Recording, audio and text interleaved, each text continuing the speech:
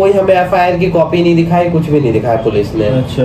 फिर उन्होंने बाद में जब मजिस्ट्रेट के पास गए तो वो वहाँ पे बताते हैं कि डिजिटल अरेस्ट का केस लगा है।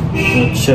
जो नॉर्मली आप लोग अभी कॉलर ट्यून्स वगैरह पे भी होम मिनिस्ट्री ने चालू किया है कि लोग फेक पुलिस वाले बन करके या कोई भी officer, custom officer, excise officer, ये सब बन करके पब्लिक नॉर्मल किसी भी रैंडम पर्सन को कॉल करते हैं, उनसे कहते हैं कि आपका कोई पार्सल पकड़ा गया है या एयरपोर्ट से आपका लड़का पकड़ा गया है, जो भी रेप के चक्कर में, मर्डर के चक्कर में, या आपके पार्सल में ड्रग्स पकड़ा गया है, LSTM करके एक ड्रग्स है, ये सब चीजें नॉर्मली यूज करते हैं, डराते हैं वो फेक कॉल करके, आपको पूरा घबराने की कोशिश करेंगे। फिर आपसे बोलेंगे कि आपको अभी किसी से भी कांटेक्ट नहीं करना है, पूरा आपको एकदम एक रूम के अंदर डिजिटली अरेस्ट करके रखेंगे, आपसे सारी चीजें पूछेंगे और लास्ट में आपसे बोलेंगे इस प्रोसेस में आपको वो 1 दिन भी रख सकते हैं, 2 दिन भी रख सकते हैं, 1 हफ्ते तक लोग डिजिटली अरेस्ट रहते हैं।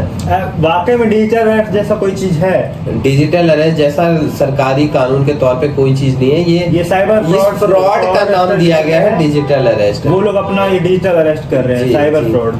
तो वही उसमें वो आप लोगों को 1 से 2 दिन तक आपको अपने ही कमरे के अंदर अरेस्ट करके रखेंगे, बोलेंगे आपको किसी से बात नहीं करनी, आपका फोन नहीं यूज करना है, और लास्ट में फिर वो आपको ऑफर देंगे ना कि आप 10 लाख रुपए, 20 लाख रुपए, 30 लाख रुपए, जो भी अमाउंट है आपकी, वो उस हिसाब से पहले ही उस बंदे को ट्रैक करके रखते हैं कि उसकी क्या क्षमता है देने की। अच्छा।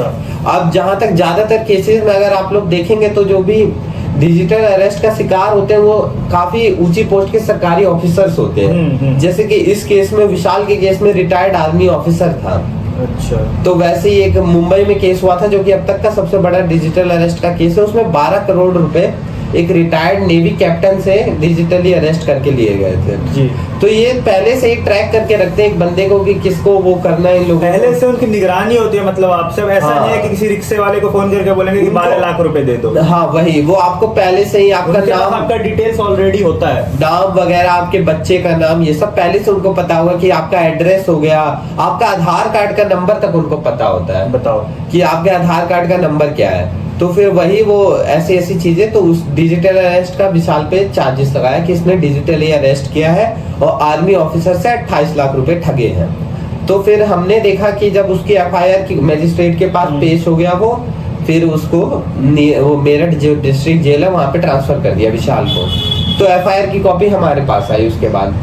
तो FIR की कॉपी जब मैंने पढ़ी ध्यान से तो उसमें लिखा था जो FIR हुआ है वो किसी असाक कंस्ट्रक्शन के करंट अकाउंट के ऊपर हुआ है। तो ये असाक कंस्ट्रक्शन एक, जो हम फरीदाबाद सिटी जिसमें रहते हैं उसी सिटी में उसने जो फेडरल बैंक का